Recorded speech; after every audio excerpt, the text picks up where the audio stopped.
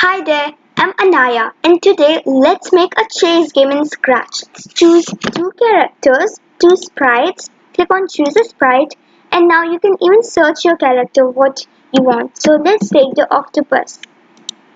Okay, let's also remove the scratch cat and we have to take one more sprite because our octopus is going to catch the other sprite.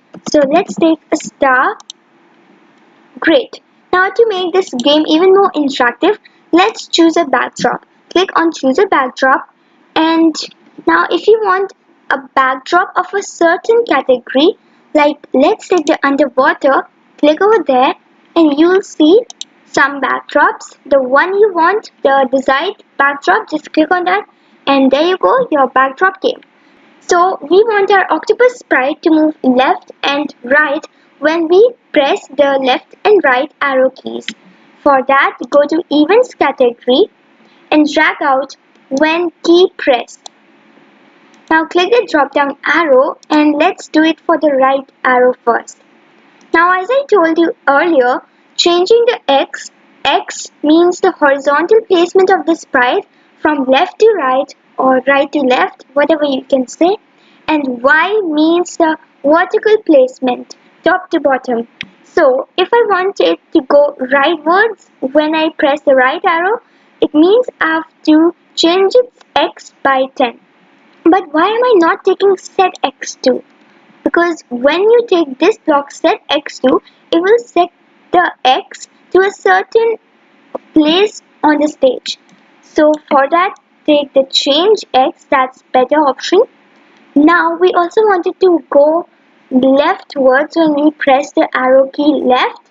So let's take change X by -10. And when will it do that?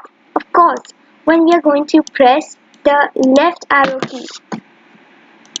Okay, that's great now. Let's move forward to the second step in which we have to move our star sprite to a random position on the stage. So for that, from the events category, drag out when green flag clicked. Now we wanted to glide to a random position on the stage for 1 second.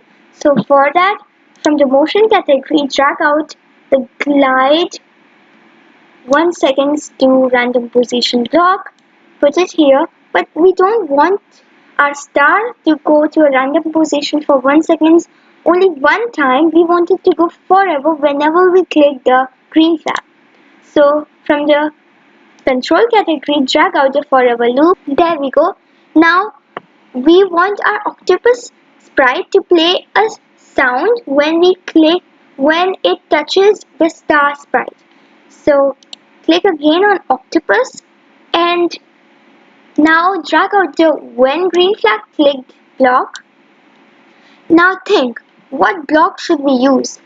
Well, we have to tell it that when you're going to touch the star sprite, then you have to play this sound. So from the control category, drag out the if then block. This block helps us to tell the sprite if this happens, then you have to do this.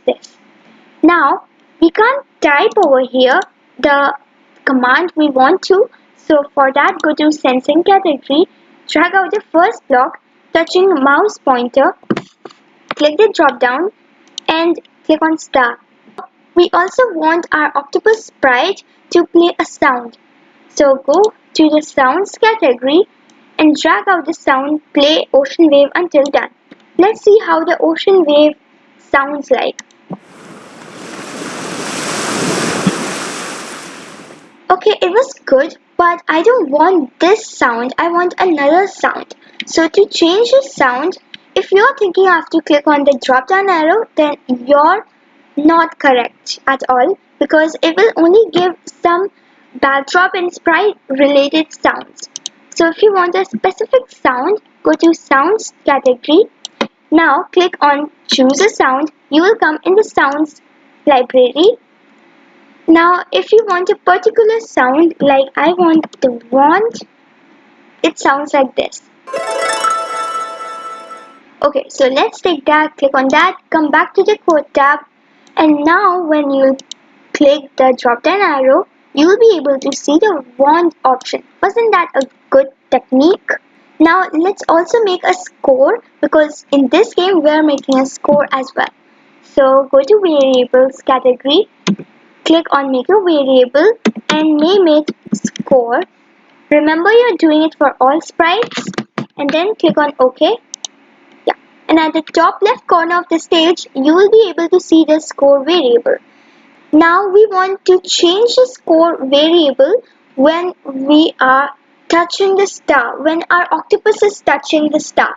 So for that, from the same category, drag out change by, the block change by, and click the drop down and press score, click score, and there you go. Now when the octopus is going to touch the star, it's going to change its score by 1.